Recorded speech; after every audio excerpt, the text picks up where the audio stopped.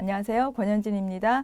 이번 시간에는 챕터 13장 핵자기 공명 분광법입니다. 우리가 앞에서 질량 분석법이나 IR 같은 분석법에 대한 내용을 공부를 했었는데 이번 챕터에서는 핵자기 공명 분광법이라고 해서 사실상 이 유기화학 부분에서는 굉장히 많이 사용이 되고 있는 부분이에요. 왜냐하면 탄소 부분하고 수소 부분에서 이 탄소와 수소가 어떻게 결합되어 있고 과연 수소가 몇 자리나 결합이 되어 있는지에 대한 구조를 훨씬 더 명확하게 알 수 있기 때문에 이게 어떤 면에서 보면은 우리가 그 물질을 들여다볼 수 있는 일종의 지도 같은 역할을 한다고 봐야 되겠죠. 그래서 핵자기 공명 분광법에 대한 내용들은 이 유기 분자나 유기 과학자들한테 굉장히 관심이 많고 또 여러모로 많이 소용이 있는 그런 부분이기 때문에 우리가 이제 그 분석법이 어떻게 진행이 되고 어떻게 나와 있는 그 데이터를 어떻게 우리가 읽어내는지에 대한 내용을 공부하는 챕터다 이렇게 보시면 돼요. 그래서 챕터 13장에서는 이 MMR이라고 하는 흡수 분광법에 대한 어떤 특징이라든지 어떤 원리로 작동이 되고 있는가에 대한 내용을 보고요. 그 다음에 이렇게 나와 있는 데이터를 어떻게 분석하는지에 대한 내용을 중심으로 해서 보도록 하겠습니다. 그러면 지난 시간까지 사실상 챕터 이제 11, 12장 거쳐서 했던 게 이제 질량 분석법이었어요. 질량 분석법이라는 거는 사실은 이 분자가 얼마만큼의 크기를 가지고 있는가를 중심으로 해서 봤던 거죠. 그래서 분자의 크기나 그다음에 대략적인 분자의 식 정도는 우리가 질량 분석법을 통해서 토막내기 이런 과정을 통해서 이 크기라든지 식 정도는 예측을 할 수가 있었고요. 그다음에 적외선 분광법이라고 해서 IR 분광법이죠. 요거는 이때 작용기에 따라서 이게 우리가 이제 스프링이라고 생각을 하고 각 작용기에 따라서 이게 나타나고 있는 분석 스펙트럼에 나타나고 있는 그 파장이 달랐단 말이에요. 그래서 IR 분광법을 가지고 우리가 어떠한 작용기들이 들어있겠구나라는 걸 알았고 이제 이 챕터 NMR 분광법에서는 핵자기 공명 분광법이라고 해서 탄소와 수소 골격에 대한 지도다라고 표현을 했죠.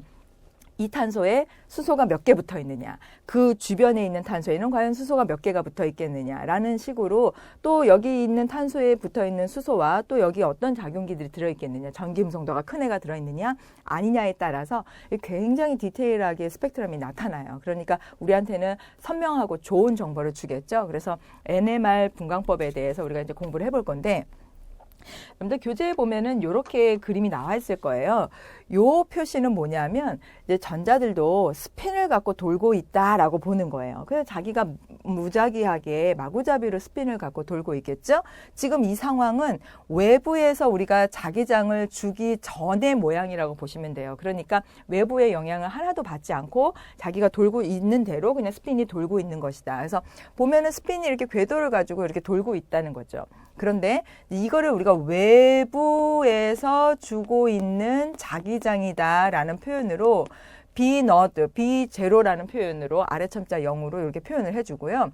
이렇게 됐을 경우에 이 스핀들이 딱 정렬을 해요.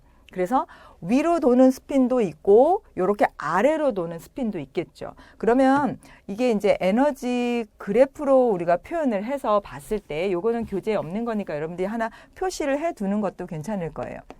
요거를 이 알파라고 얘기를 하고 요거를 이 베타라고 표현하자. 그러면 우리 교재에서는 요 말을 이제 서술형으로 표현을 했는데 여기 부분에 스핀 업 있고 스핀 다운 부분이 있죠. 그러면 스핀 업 부분에 해당되는 부분들이 요렇게 에너지가 좀 낮은 부분에 이렇게 나열이 되어 있고 그 다음에 스핀 다운 그러니까 여기는 로우 에너지에 해당이 되는 부분이고 스핀 다운 부분에 해당이 되는 게 이쪽으로 이렇게 스핀을 두고 있어서 사실상 요거보다는 에너지 상에서 봤을 때 조금 하이한 약간 높은 상태의 에너지를 가지고 돌면서 돈다는 얘기예요. 그러니 이게 지금 뭐가 달라졌냐면 외부에서 자기장을 우리가 이렇게 제공을 함으로써 이렇게 무질서하게 돌고 있었던 그 전자의 스핀들이 정렬을 하기 시작을 했는데 그 정렬 자체에서도 역시나 하이 스핀, 하이한 에너지를 받는 그런 상태가 있고 그거는 이제 스핀이 다운으로 갔을 경우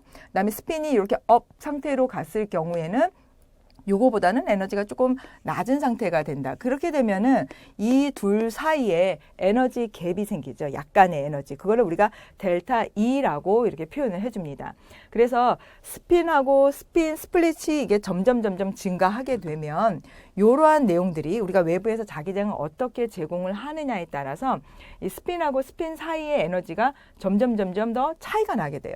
게다가 여기 있던 거를 내가 올려주고 싶다. 만약에 나 이거 이쪽으로 좀 하이하게 더 올려주고 싶은데 이게 방법이 있을까라고 했을 경우에 에너지를 조금 더 가하게 되면 여기 있었던 에너지가 전부 다 올라가면서 스핀 다운 형식으로 돌리게 되죠. 그럼 여기 있는 거는 에너지가 없어지게 되고 여기 있던 애가 이쪽으로 에너지를 올라가게 되네요. 저절로 되는 거는 아니고 물론 그만큼의 에너지를 다 받아들여야지 흡수를 해야지 이게 가능하겠죠.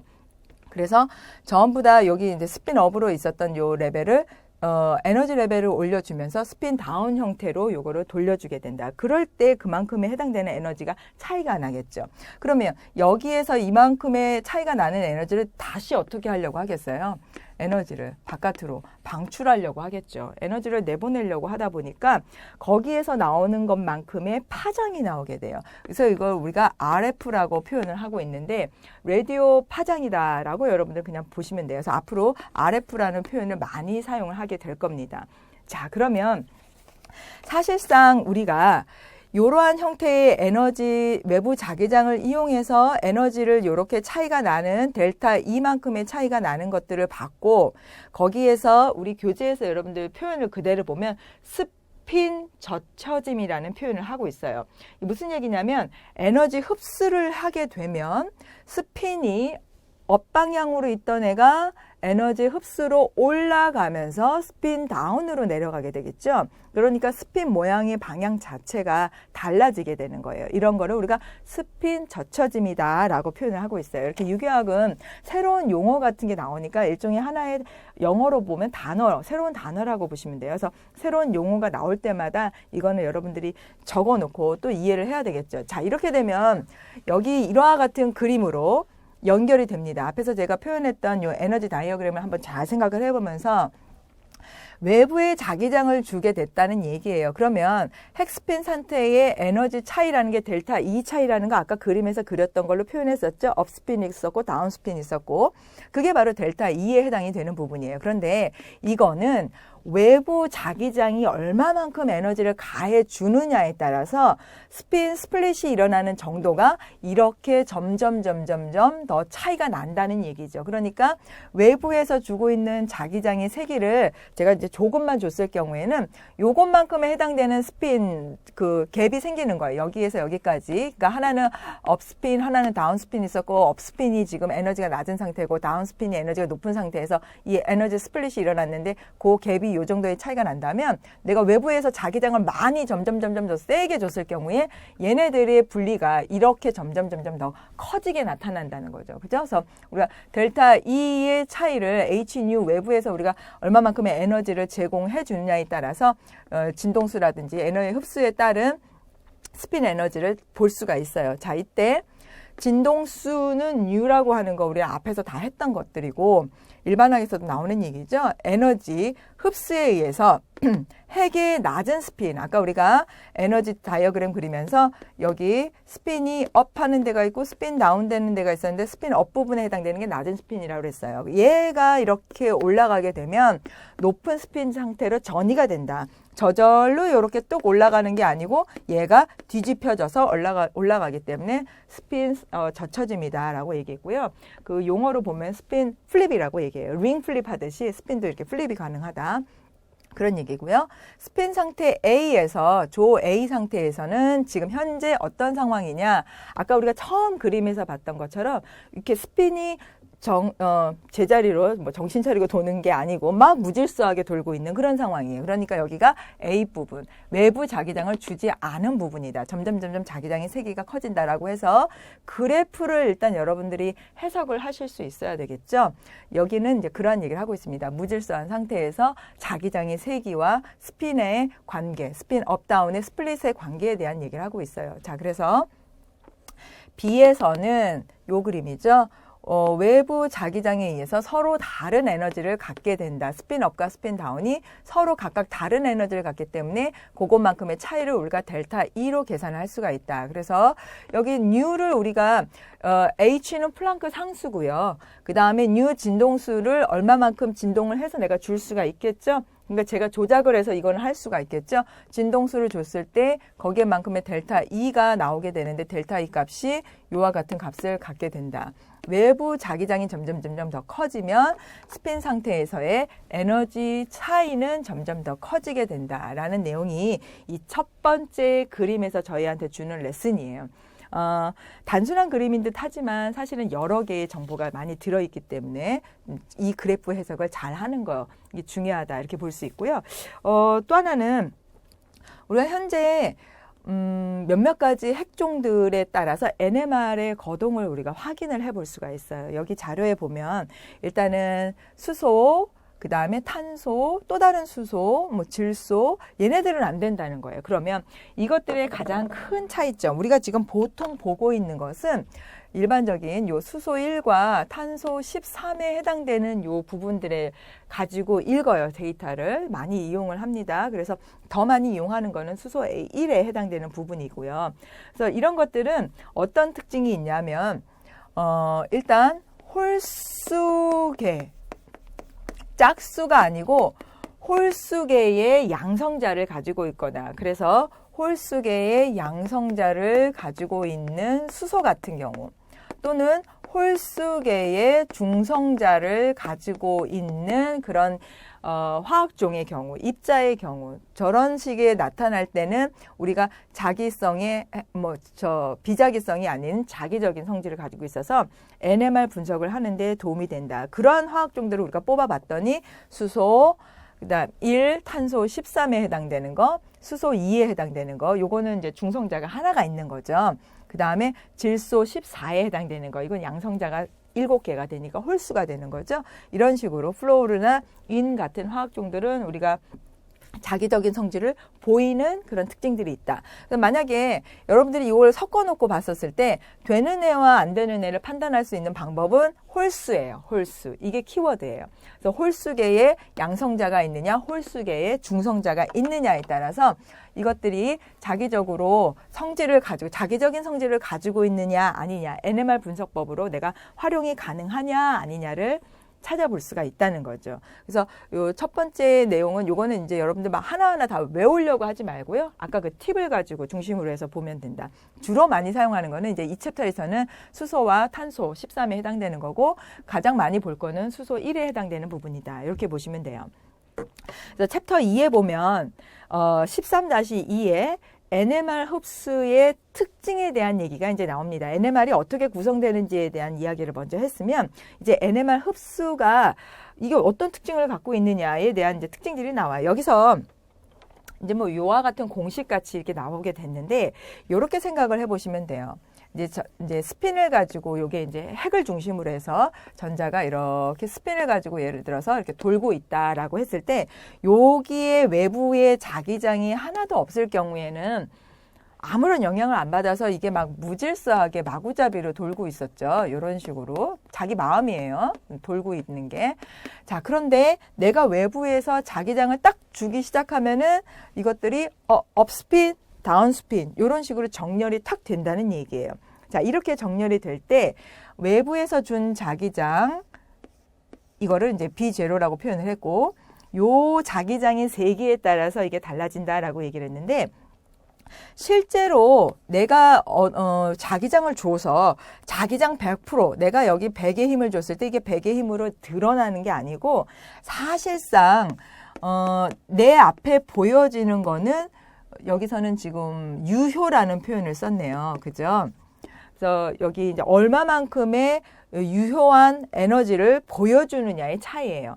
그러면 그런 에너지를 보여주는 차이가 나타나는 이유, 그 키는 바로 이것 때문이죠. 이게 얼마만큼 차이가 나느냐. 내가 100의 힘을 줬을 때 100으로 드러나는 게 아니고 이만큼의 감쇄되는 그런 에너지가 있다는 거예요. 그거를 우리가 뭐라고 하냐면 비국부 에너지 때문에 요만큼의 차이가 나타나게 된다는 거죠. 그죠? 그래서 왜 이러한 차이가 나타나느냐 봤을 때 이 효과를 우리가 사실은 쉴딩이라고 해가지고 가려져 있는 효과라고 표현을 해요.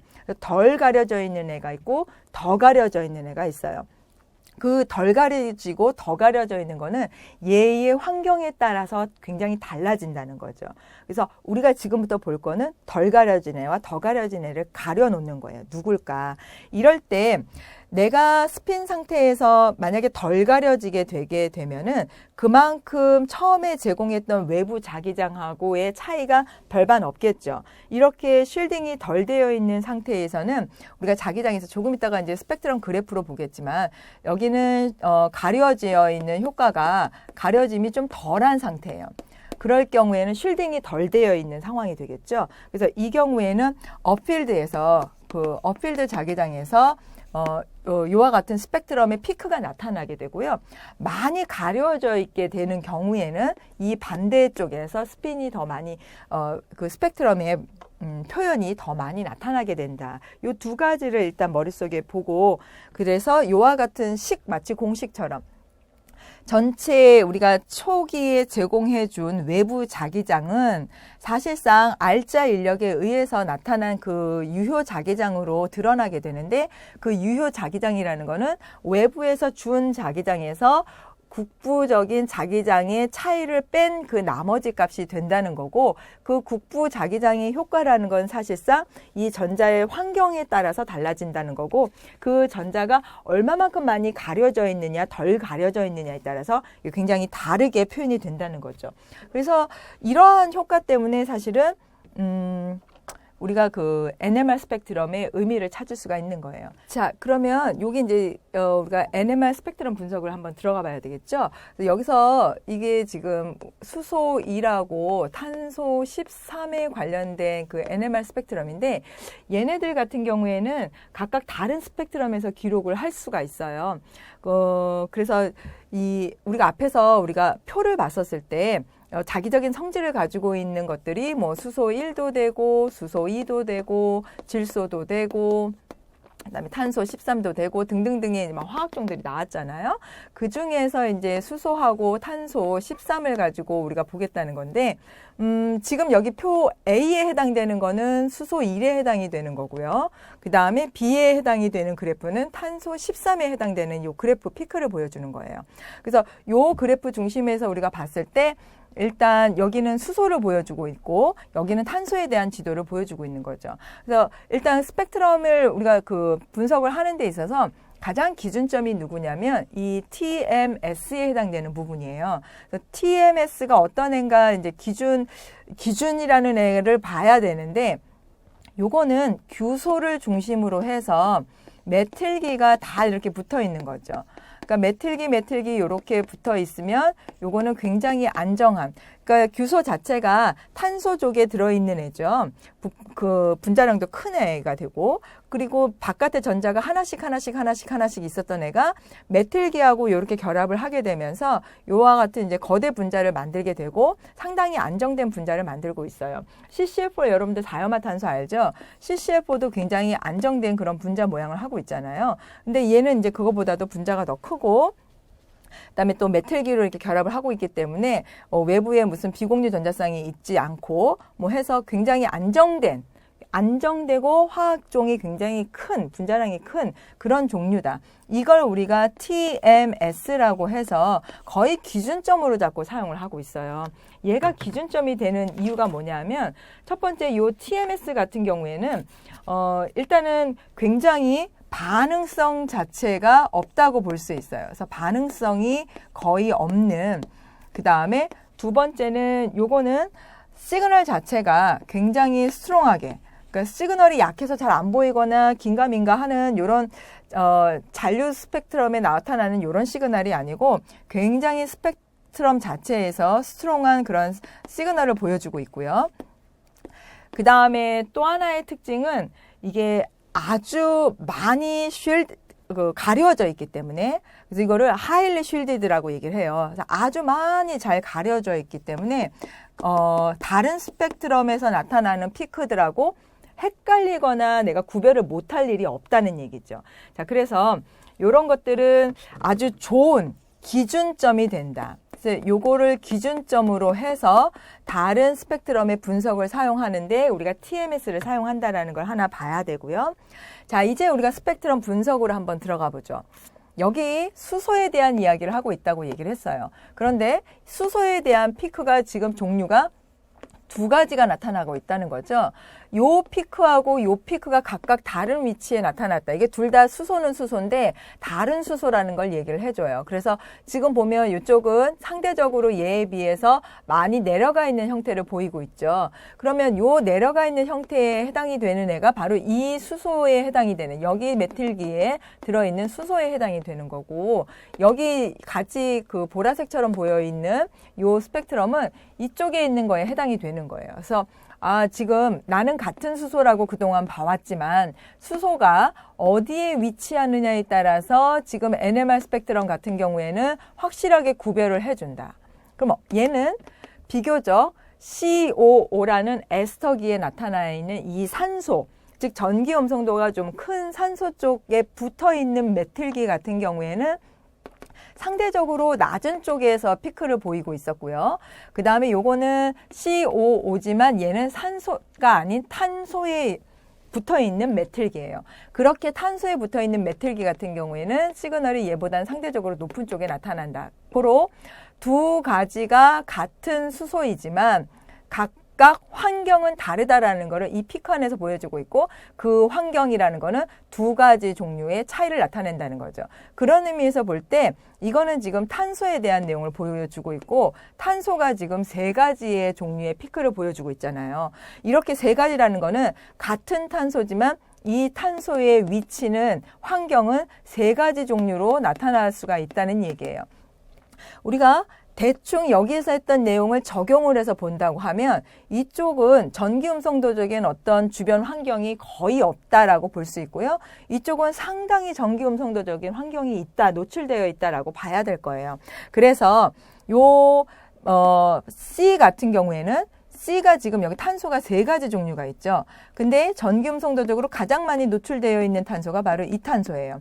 얘는 이 자리에서 피크를 보이고 있고, 그 다음 탄소는 요 자리에서 피크를 보이고 있고, 이 탄소, 여기서 이제 빨강색에 해당되는 탄소인데 얘는 다른 애들보다 이 전기 음성도적인 그런 산소에 덜 노출되어 있어요. 그래서 얘는 가장 높은 자리에 피크를 나타내고 있고, 또 하나 얘는 직접적으로 연결된 건 아니지만 메틸기에 붙어 있는 이 탄소 옆에 환경이 바로 산소가 있어요. 그래서 얘보다는 조금 낮은 쪽에서 피크를 보여주고 있다라고 볼 수 있는 거죠.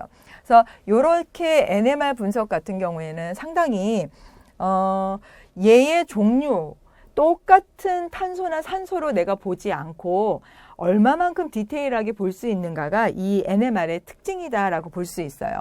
그런데 이렇게 분석을 잘 해주는 NMR이 우리가 시간적인 차이로 봤을 때 말이죠. IR 스펙트럼 같은 경우에는 분석하는 데 있어서 시간이 10의 마이너스 한 13초 정도 걸린다고 하면 얘는 시간이 10의 마이너스 3초 정도 걸려요. 그러니까 상대적으로 좀 변환이 느리다라고 볼 수 있는 거죠. 그죠? 그래서 더 긴 시간, NMR을 측정하는 데 있어서 시간적으로 조금 더 긴 시간이 필요로 하게 된다. 그래서 NMR이라는 게 우리가 여기서 파장을 발생시켜서 증폭기를 통해서 방금 전에 봤던 탄소 13이나 수소 11에 대한 그래프를 이렇게 보고 요거를 우리가 분석을 하는데 여기에서 이제 이러한 시간차가 나타난다는 거죠. 그래서 시간차가 나타날 뿐만 아니라 여기에서 흐림 효과라는 게 있어요. 요게. 그래서 NMR의 특징이라고 해야 될까요? 요 효과 중에 하나가 뭐냐면 흐림이나 느림과 같은 그런 NMR만이 가지고 있는 고유의 어떤 특징들이 있다. 그래서 예를 들어서 우리가 그 링플립 시켜주는 그런 경우 있죠. 예를 들면 여러분들 교환에도 나타나 있지만 그 의자형이 이제 링플립이 이제 일어날 거예요. 그죠?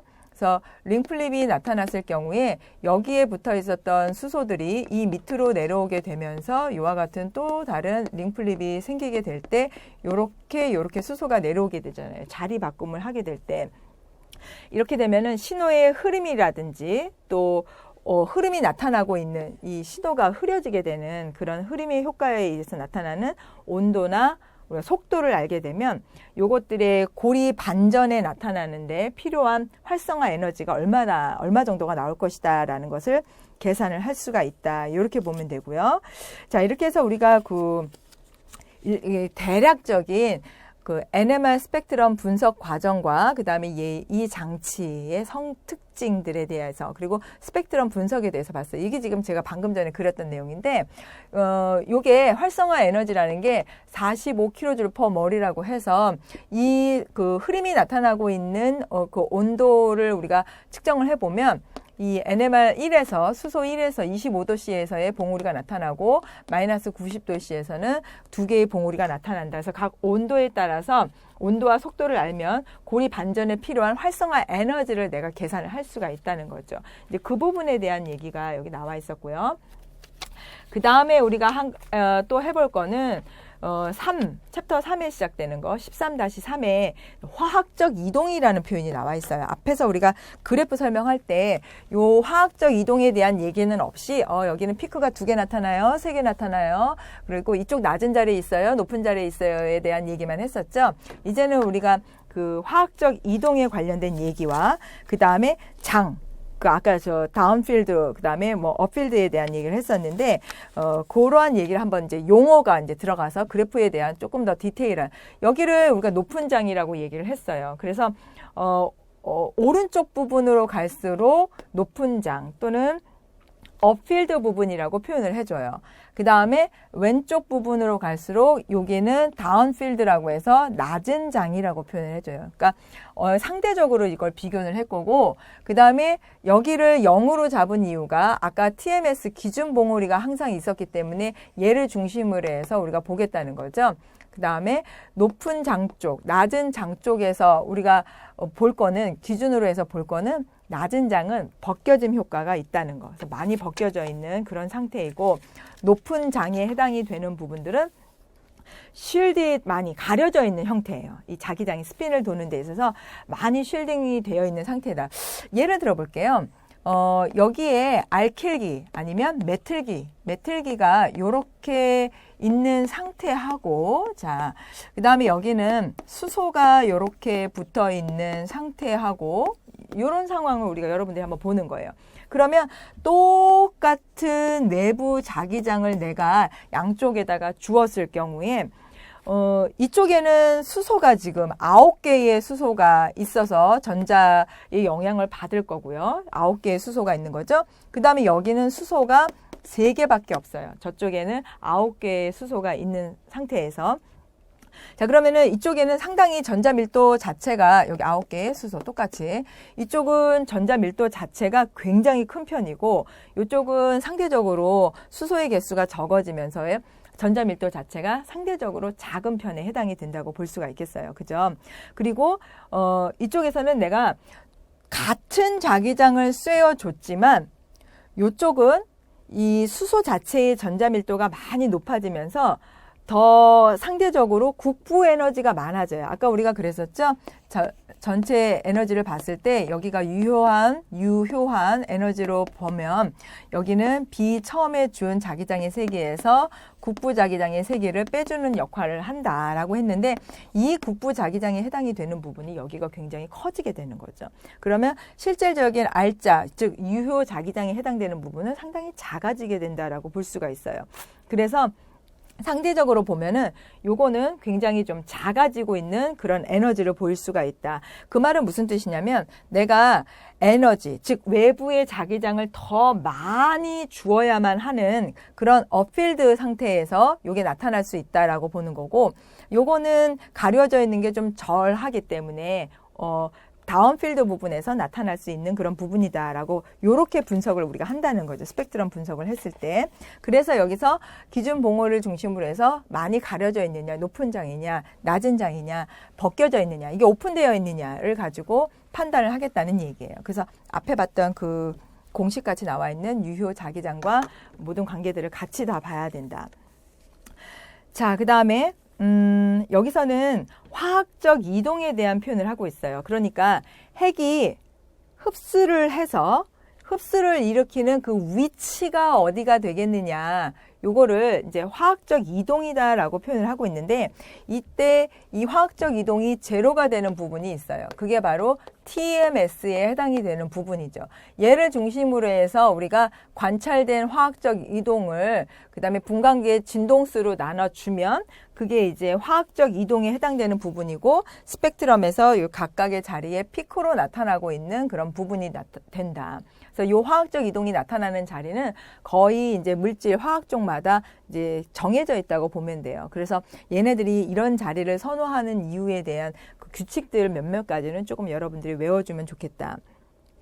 자, 그리고 NMR 스펙트럼 같은 경우에는 이제 이러한 화학적 이동을 통해서 우리가 이제 스펙트럼 분석을 해봤을 때 사실상 이제 지저분하게 나타나고 있는 이런 부분들 있죠. 이런 부분들을 다 제하고 우리가 심플하게 나타나 있는 부분들 중심으로 해서 요것들을 보게 되는데, 대부분의 NMR 흡수의 그 단점이랄까? 이 흡수에서 나타나고 있는 스펙트럼의 간격이 좀 좁은 편이에요.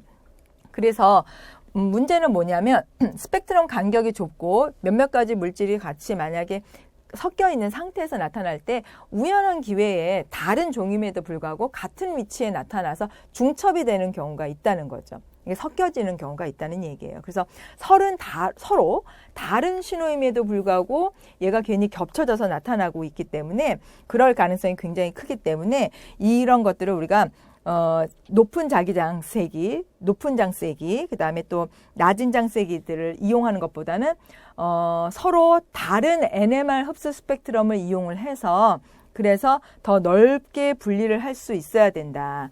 이렇게 봐야 되고요. 또 하나는 우리가 그 높은 장하고 낮은 장에 대한 얘기를 했었는데, 그래서 화학적 이동에 대한 얘기를 했었는데요. 요거를 조금 더 하나 보면은 요 스펙트럼을 분석으로 해서 CH3, 제가 화학종 하나 예를 들어 볼게요. CH3, C에 CH3, 요 C에는 CH3가 3개가 붙어 있다라고 보고, 요거 H에 대한 NMR을 여러분들이 이제 분석을 해보라고 얘기를 했을 때, 만약에 예를 들어서 피크가 여기서 약한 장이 하나 나오게 되고 그 다음에 여기서 센 장에 해당되는 그런 피크가 나오게 된다. 그러면 여기에서 여러분들이 볼 수 있는 수소의 종류는 요 수소를 볼 수 있고 여기에 관련된 수소를 지금 볼 수가 있겠죠. 그죠? 그러면 이 수소 같은 경우에는 전자적인 밀도가 여기에 비해서 상당히 떨어지는 편이에요. 아까 얘기한 대로 얘는 수소 3개, 얘는 수소 9개에 해당이 되는 부분이니까. 그리고 얘 같은 경우에는 쉴딩이 좀 덜 돼 있어요. 덜 가려져 있는 그런 상태라고 볼 수가 있어요. 그래서 요 피크는 어디에 해당이 되는 거냐면 CH3 메틸 피크는 요 자리에 해당이 된다. 상대적으로 낮은 쪽에서 이게 재현이 될 것이고, 그러니까 말하자면 다운필드 쪽이죠. 다운필드 쪽에서 요 CH3를 우리가 발견할 수 있을 거예요. CH3에 붙어 있는 수소를 우리가 발견할 수 있을 것이고, 그 다음에 그 말은 무슨 뜻이냐면 이게 쉴딩 자체가 적게 되어 있다라고 볼 수 있어요. 쉴딩이 가려져 있는 형태가 좀 적다라고 볼 수 있어요. 그러면 요 피크 같은 경우에는 이 CH3에 3개, 메틸기 3개가 붙어 있는 여기에 해당이 되는 거죠. 그러면 이거에 전부 다 반대되는 현상으로 보면 돼요. 그래서 상대적으로 업필드 쪽에서 이게 재현이 됐다고 볼 수 있고, 요거는 적게 쉴딩이 되어 있는데 요거는 상당히 많이 쉴딩이 되어 있는, 많이 더 가려워져 있는 그런 상태이다라고 분석을 하는 거죠. 스펙트럼 분석에 대한 얘기를 지금 계속 강조를 하고 있어요. 이게 중요하니까. 그러면 요 내용을 중심으로 해서 한 가지만 더 이제 정리를 해보면, 여기서 정리가 끝나면 이제 뒤에 있는 내용들은 굉장히 간단하게 갈 수 있어요. 자, 여러분들 여기서 벗김 효과라는 게 있고요. 그 다음에 또 하나는 여기에 이제 가려짐이라고 할까요? 네, 가려짐 효과라고 볼 수 있어요. 아니면 이제 우리말로 가림 효과, 이렇게 봐도 되겠네요. 이렇게 벗겨져 있는 효과는 내가 오픈되어 있어야 돼요. 이렇다는 얘기는 전기 음성도에 대한 효과가 상대적으로 좀 커져야 돼요. 그 다음에 일렉트론 네거티비티라고 봐야 되겠죠. 전기 음성도가 상당히 좀 큰 부분. 그래서 얘는 전자를 가져가기 때문에 아까 우리가 스펙트럼 분석할 때 한번 봤잖아요. 왜 수소가 저 자리에 있었고 얘는 왜 상대적으로 위에 있었느냐. 그래서 이거는 상대적으로 가려져 있는 것이 덜 할 경우예요. 그죠? 덜 가려져 있을 경우. 그렇게 되려면은 전기 음성도가 큰 이웃이 옆에 있어가지고 내전자를 조금 가져가야 되겠죠. 그래서 이런 경우에 화학적인 시프트로 우리가 보면은 이 값이 좀 커지는 쪽으로 가죠. 그래서 이게 좀 헷갈리면 안 돼요. 다운필드지만 낮은 장 쪽으로 가지만 사실상 다운필드라고 해서 화학적 이동은 높은 쪽에 화학적 이동이 간다는 거예요. 그래서 케미컬 시프트라고 우리가 표현하는데 요 화학적인 케미컬 시프트는 높은 쪽에서 이러한 화학적 시프트가 나타나게 된다. 그러니까 이게 용어 때문에 굉장히 혼란스러워서 여러분들이 헷갈려 하는 거죠. 요것만 중심을 딱 잡아주면 그 다음에 모든 내용들은 다 굉장히 좀 깔끔해져요. 얘는 그 반대로 가자. 그러면 얘는 가려워져 있어야 돼요. 그러니까 쉴딩이 많이 돼 있어야 되는 거죠. 그리고 요것 같은 경우에는 프리퀀시 자체가 낮아가지고 케미컬 시프트 자체도 요거하고 반대로 보면 돼요. 로우한, 낮은 쪽에서의 케미컬 시프트가 나타나는 거고요. 낮은 장에서의 케미컬 시프트가 나타나는 거고, 그 다음에 요것 같은 경우에는 낮은 장에서 얘가 나타나니까 얘는 높은 장에서 필드가 나타나게 되는, 높은 장에서 요게 나타나게 되는 거죠. 요 두 가지만 여러분들 딱 정리해 놓고 중심을 잡은 다음에 얘네들을 비교를 하면 그 다음에는 이것들이 분석이 어떻게 되는지가 이제 좀 내용이 보일 거예요. 그래서 방금 전에 여러분들 봤던 게 요런 신호들 있죠. 우리가 원치 않았던 신호들이에요. 그러니까 이것들은 이제 존재 비율도 굉장히 낮고 그 다음에 NMR 스펙트럼에서 노이즈라고 하는 부분이에요. 잡음이죠. 신호 잡음. 그러니까 이런 것들을 깨끗하게, 신호만 깨끗하게 나타날 수 있게 그 바탕 잡음을 작게 하고 깨끗한 신호를 나타날 수 있게 해주는 게 FT-NMR 분광법이다라고 보시면 되고요. 이러한 분광법을 중심으로 해서 우리가 여러 가지 종류의 수소들을 방금 전에 벗김과 가려짐, 똑같은 수소이지만 얘가 어느 주위에 있느냐에 따라서 이 피크가 각각 다르게 나타난다는 점들을 우리가 봤고요. 그 다음에 이제 우리가 볼 거는 NMR 분광법의 이제 특징 중에 하나로서 이 NMR 13, 탄소 13에 해당되는 NMR 분광법에 대한 얘기인데 이것들이 자리가 대략 정해져 있다라고 제가 얘기했었죠. 화학적 이동이다 해서 도대체 얘네들은 어디에 어느 자리에서 위치가 나타날 것이냐라고 봤는데 이것들을 하나하나 자세하게 외우는 거는 아니고요. 그냥 일반화시켜서 볼 수 있는 방법이 있어요. 그게 뭐냐면 sp3 혼성을 하고 있는 이쪽 탄소는 가장 가려짐이 절한 쪽으로 이쪽 그 TMS가 있는 쪽으로 우리가 볼 수 있고요. 그 다음에 sp2 혼성을 하고 있는 애들 갈수록 이제 sp2 혼성을 하고 있는 쪽으로 가는 애들은 이제 점점점 화학적 이동이 높은 쪽에서 나타나고 있다. 그리고 CH3 같은 CO 얘는 160, 180에서 200 요 사이에 보이고 있는데 쟤는 다른 신호하고 겹치지 않을 만큼 굉장히 뚜렷한 자리에 딱 위치를 하고 있어요. 저 카보닐 자리 같은 경우는. 그러니까 다른 애들하고 헷갈릴 일이 없다는 거죠.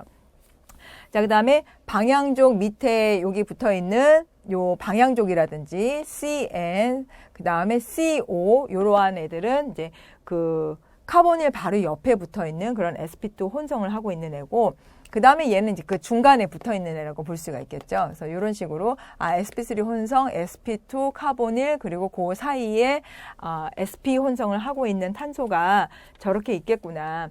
그래서 탄소의 화학적 이동이라는 게 결국은 탄소 주변에 결합한 원자가 얼마만큼 전기 음성도를 가지고 있느냐를 가지고 일단 첫 번째로 보는 거. 반드시 그런 건 아닌데요. 저걸 다 외우기는 번거로우니까 일반화시켜서 볼 수 있는 요령이 바로 그거라는 얘기예요. 그렇게 되면 탄소는 대부분 낮은 장 쪽에서 드러나게 된다, 신호를.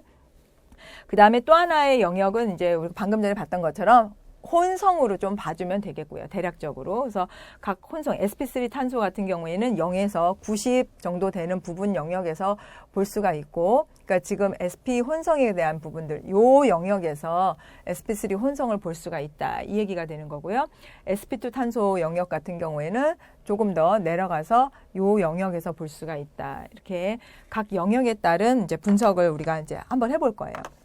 자, 이제 그래프 해석에 관한 내용을 한번 보죠. 여기 보면은 이제 잡다한 이제 시그널들이 있고, 요게 이제 각 탄소 가지에 대해서 어떤 탄소가 붙어 있지에 대한 신호를 보여주는 거예요. 자, TMS를 중심으로 해서 봤더니 탄소에 관련된 신호가 모두 4가지가 나타났다. 그 얘기는 뭐냐면 이 화학종이 탄소가 각각 다른 자리에 다른 환경의 탄소들이 있는데 그게 4가지라는 얘기예요. 어떻게 해서 4가지가 되는가 봤더니 요 일단 카보닐 보이죠? 요 탄소, 그리고 그거 옆에 붙어 있는 탄소, 그리고 거기서 더 조금 멀리 떨어져 있는 요 메틸기, 그 다음에 요 카보닐 붙어 있는 탄소에 이웃해 있는 요 탄소가 각각 4가지 환경의 4가지 다른 탄소다라고 인식을 하고 있는데, 여기 제일 먼저 눈에 띄는 건 항상 CO예요. CO는 가장 낮은 장에서 다운필드 쪽에서 보인다라고 얘기를 했었으니까 요 CO는 여기 이 카보닐에 붙어 있는 이 탄소에 해당이 되는 거다라고 보시면 되고요. 그 다음에 나타나고 있는 거는 또 여기 TMS에 가장 가까이 붙어 있는 애를 봐야 되겠죠. 이 TMS에 가장 가까이 붙어 있는 애는 저런 영향을 가장 덜 받는 애들. 그래서 요 CH3, 즉 가지에서 가장 끝에 있는 애가 여기에 해당이 되는 거다. 이렇게 보시면 돼요. 그리고 나서 메틸기, 또 다른 메틸기. 그러니까 이 1번 자리, 요 자리, 2번째 자리에 해당이 되는 거고, 그 다음에 CH3는 요 카보닐 옆에 붙어 있는 이웃한 그 탄소에 해당이 돼서 요렇게 나타난다.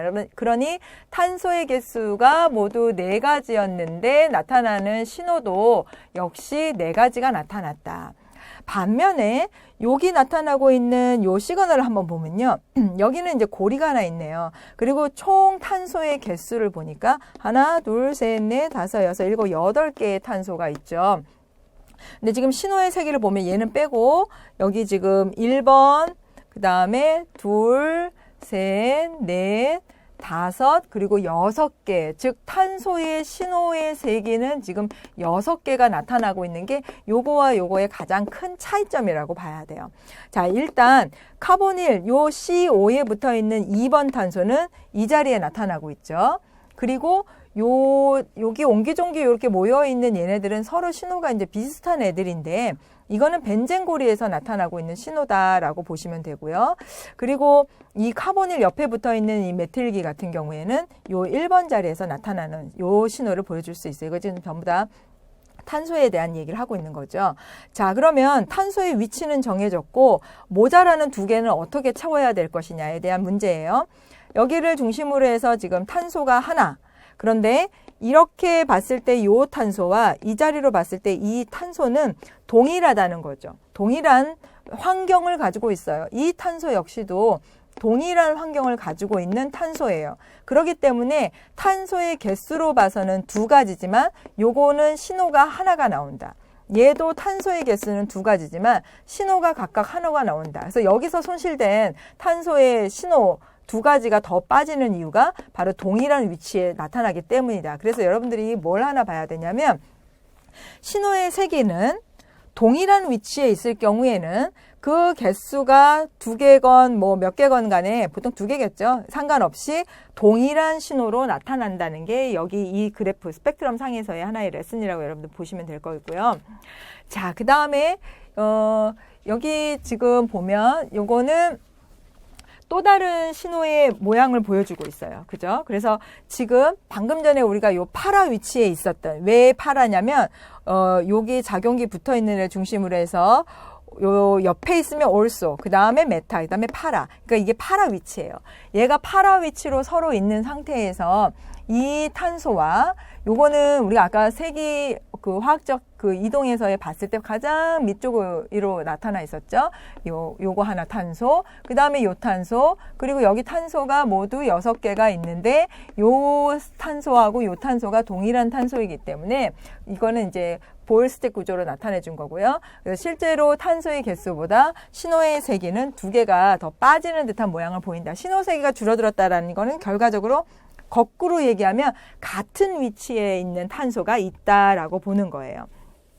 그 다음에 또 하나 흥미로운 점은 그 봉우리의 이 피크가 동일하지 않다는 것도 이제 우리가 한번 생각을 해봐야 되겠죠. 그죠? 왜 다른 피크에 비해서 봉우리의 크기가 차이가 나느냐. 그런 것들은 바로 이 탄소 13만이 나타내고 있는 그런 특징 중에 하나다라고 보실 수 있어요.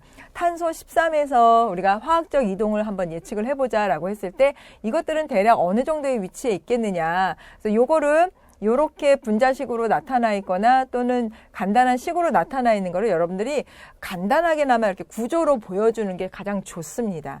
요 구조를 보고 가장 어떤 위치에 어떤 애들이 들어있는가를 보는 게 좋겠죠. 그래서 여기서는 이제 신호의 그 세기를 이렇게 숫자적으로 봤는데 이거는 우리가 데이터나 표 없이는 뭐 따로 기억을 하거나 하기는 어렵죠. 그래서 대략적인 위치만 우리가 한번 판단을 해보는 거예요. 그래서 아까 이중결합이 있었던 탄소의 위치, 그 다음에 그 sp3 혼성을 하고 있는 탄소의 위치가 각각 이제 차이가 났었습니다. 그 다음에 요거 같은 경우에는 요 산소 옆에 붙어 있는 그 CH2 작용기가 되고 요거는 CO. 여러분들 이제 이건 잘 보이죠? 맨 저쪽 끝에 나타나 있었던 거. 그래서 우리가 예상해 볼 수 있는 자리는 대략 이중결합이 있는 자리와 CO 자리와 그 다음에 O가 옆에 붙어 있는 이 탄소 자리와 메틸 자리를 볼 수가 있는데 그렇게 예상을 하고 봤더니 실제로 나타난 흡수 자리는 14.1 거의 비슷하죠. 그죠? 그 다음에 60.5 요건 요거에 해당이 되는 피크예요. 128.5 요거는 이중결합에 해당되는 피크가 되겠죠. 그 다음에 130.3 요거 마찬가지예요. 요 탄소의 자리예요. 그리고 166, 180에 해당되는 아까 그 피크 있었죠. 요거에 해당되는 자리예요. 그래서 요 탄소와 요 탄소 자리 같은 경우에는 각각 다른 신호로 나타내 줬다라는 거를 여기서도 볼 수가 있겠죠. 여러분들 혹시 요거 하는데 나는 이거 숫자 모르겠던데 그거는 보지 않아도 돼요. 보통 이 숫자적인 것보다는 이 스펙트럼 상에서 대략 위치가 어디 나타나는지 또는 어느 탄소가 뭐에 해당이 되는지를 찾아내는 게 여기서는 이제 관건이니까요. 그래서 그러한 부분들을 연습하고자 지금 예제 문제 하나만 더 풀어볼게요. 이거 13-8번에 해당되는 문제인데 각 흡수 해당되는 봉우리를 예측을 해보는 문제죠. 그러면 이제 요와 같은 그 분자식이 이제 나왔어요. 자, 그리고 CH3, CH2, 여기 CO 있었고, O 옆에 CH3 있고, 이렇게 된단 말이에요. 그러면 각각의 피크에 해당되는 거를 여러분들이 이제 찾아야 된다는 거죠. 그래서 이 탄소 좀 지워보고, 2번에 해당되는 요 탄소의 위치는 어디에 있을까요? 가장 많이 낮아지고 있는 요 위치에서 우리가 찾아야 되니까 요게 2번 탄소에 해당되는 부분이죠. 그 다음으로 좀 벗겨져 있는 애가 누굴까요? O 전기음성도 있는 애에 해당이 되는 거니까 이게 1번 자리라고 볼 수가 있어요. 그 다음에 3번 자리는 요 자리가 될 것이고 4번에 해당되는 탄소는 가장 TMS 쪽 가까운 쪽에 위치할 것이다. 이렇게 보실 수가 있습니다. 여기까지 해서 우리가 그 스펙트럼 NMR 분광법에 대한 얘기를 봤고요. 다음 시간에는 이거를 조금 더 깊이 있게 분석을 하는 대략적인 얘기였으니까 깊이 있게 분석을 하는 방법, 즉 DPT 방법에 대해서 공부해 보도록 하겠습니다. 여기까지입니다. 여러분 수고 많으셨어요.